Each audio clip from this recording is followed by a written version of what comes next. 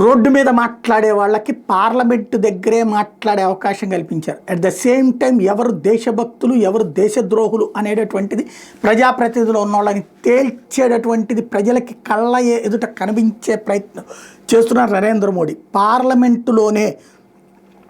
భారత పార్లమెంటులోనే special screening ఏర్పాటు చేశారు గురువారం నాడు చావా సినిమాకి సంబంధించి.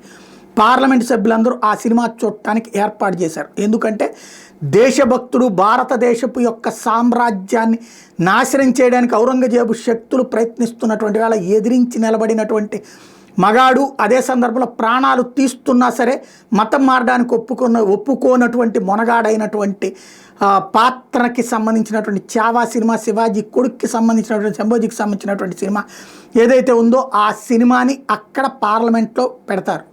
అక్కడ స్క్రీనింగ్ చూపెడతారు. అంటే పార్లమెంట్ హాల్ లోపల కాదు, అక్కడ ఉన్నటువంటి ప్రత్యేక హాల్ ఉంటుంది. అక్కడ దీనికి అందరినీ పిలుస్తున్నారు. ఈవెన్ ఆ సినిమాకి సంబంధించిన నటీనటులందరినీ కూడా పిలుస్తున్నారు. ఇప్పుడు మరి అపోజిషన్ ఏం చేస్తుంది చూడాల్సినటువంటి అంశం ఉంది.